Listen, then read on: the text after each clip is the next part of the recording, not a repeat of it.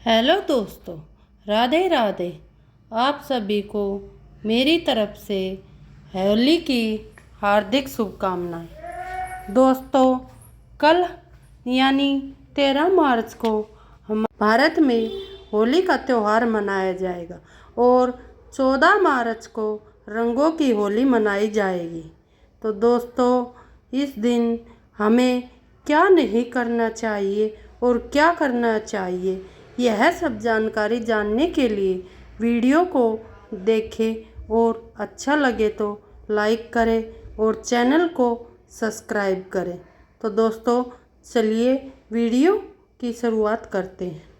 दोस्तों, देश भर में फागुन मास की पूर्णिमा के दिन होली का त्यौहार मनाया जाता है, लेकिन होली से एक दिन पहले होलिका दहन की जाती है। होलिका दैत्यराज हिरण्यकश्यप की बहन थी। होलिका भगवान विष्णु के परम भक्त प्रहलाद को लेकर अग्नि में बैठी थी ताकि प्रहलाद अग्नि में जल जाए, लेकिन राक्षसी होलिका ही अग्नि में जल गई। होलिका दहन में लोग राक्षसी होलिका को जलाने का जश्न मनाने के लिए आग जलाते हैं। दोस्तों, होलिका दहन को बुराई पर अच्छाई की जीत का प्रतीक माना जाता है। होलिका दहन होली के एक दिन पहले होता है, इसलिए इसको छोटी होली भी कहा जाता है।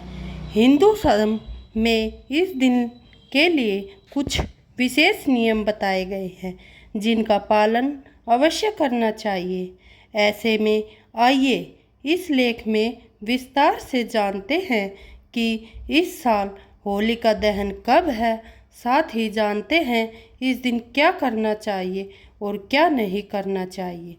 दोस्तों, हिंदू पंचांग के अनुसार इस साल फाल्गुन महीने की पूर्णिमा तिथि की शुरुआत सुबह 10:35 पर हो जाएगी।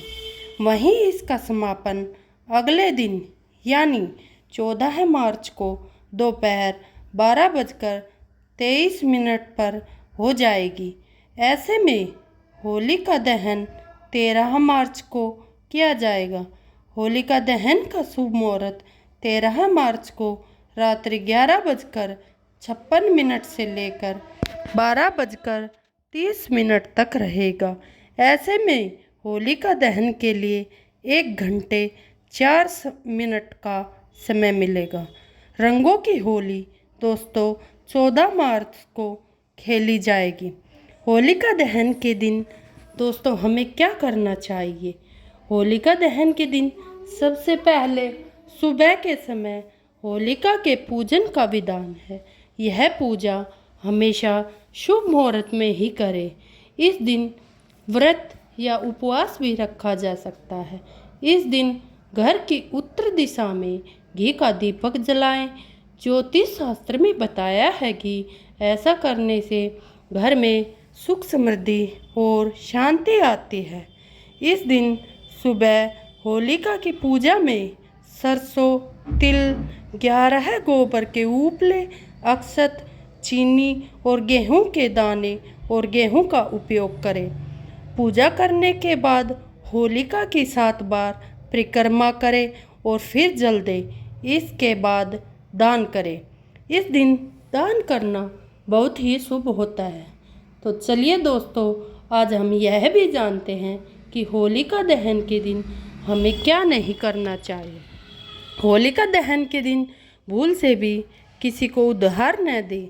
ज्योतिष शास्त्र में बताया है, जो भी इस दिन उधार देता है उसके घर में आने वाली बरकत रुक जाती है।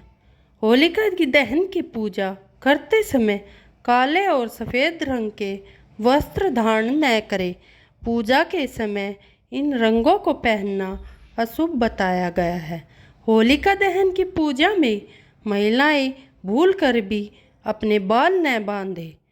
खुले बालों से होलिका की पूजा करें।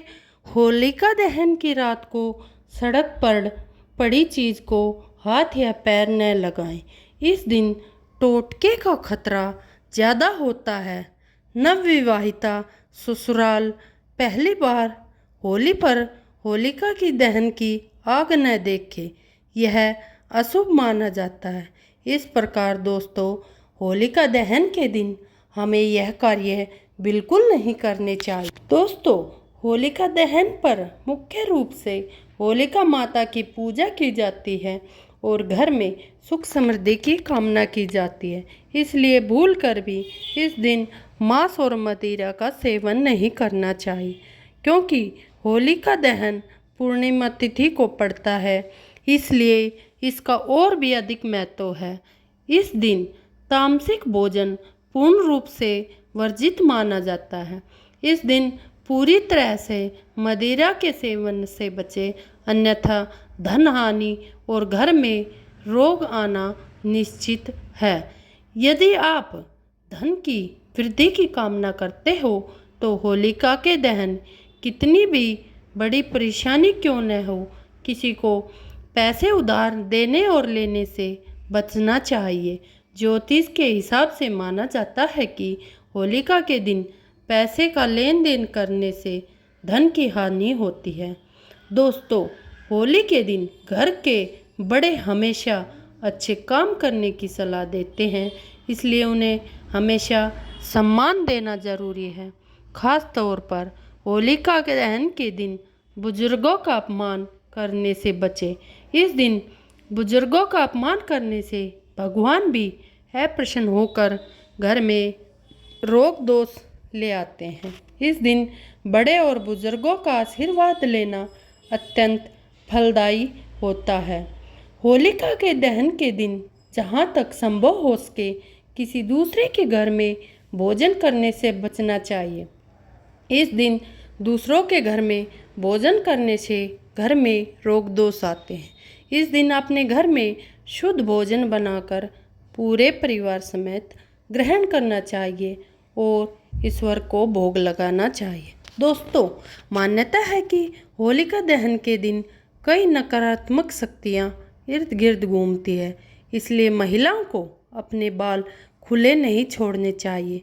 होलिका दहन के पूजन के समय कभी भी बाल खुले नहीं छोड़ें, अन्यथा घर में नकारात्मक शक्तियों का वास होता है। होलिका दहन के दिन गर्भवती महिलाओं को होलिका की परिक्रमा नहीं करना चाहिए। ऐसा करने गर्भ में पल रहे शिशु के स्वास्थ्य के लिए अच्छा नहीं माना जाता। नवविवाहित स्त्रियां अपने ससुराल में होलिका दहन न देखें। होलिका दहन के दिन यदि किसी वजह से ससुराल में हो तो होलिका की अग्नि देखना शुभ नहीं होता। इससे ससुराल और मायके दोनों पक्षों में दरिद्रता आ जाती है। दोस्तों, होली का त्यौहार सभी लड़ाइयों को छोड़कर एक दूसरे को गले लगाने का त्यौहार है और आपस में मिलजुल कर खुशी मनाने के अवसर में लड़ाई झगड़े से बचना चाहिए। होलिका दहन के दिन पति पत्नी को आपसी कलह से बचना चाहिए। मान्यता है कि यदि इस दिन लड़ाई झगड़ा किया जाता है तो पूरे साल लड़ाई होती है और घर में अशांति बनी रहती है। तो दोस्तों, इस वीडियो में आज हम उन सब चीज़ों के बारे में बताएंगे जिन्हें आपको होली के दिन अपने घर में लाना चाहिए। इन चीज़ों से न सिर्फ आपके घर में सकारात्मक ऊर्जा का प्रवाह होगा बल्कि माँ लक्ष्मी का भी वास होगा। आइए जानते हैं वह कौन सी चीज़ें हैं जिन्हें होली के दौरान हमें घर में लाना चाहिए ताकि हमारे घर में सुख समृद्धि और खुशियाँ आए। नंबर 1, आतिशबाजी समृद्धि का प्रतीक है।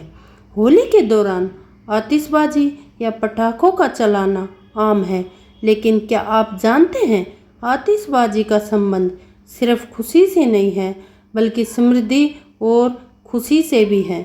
हिंदू धर्म के पंचांग के अनुसार माना जाता है कि जिस घर में पटाखे जलाए जाते हैं उससे आपके घर में आने वाली समृद्धि और सुख शांति का संकेत होते हैं।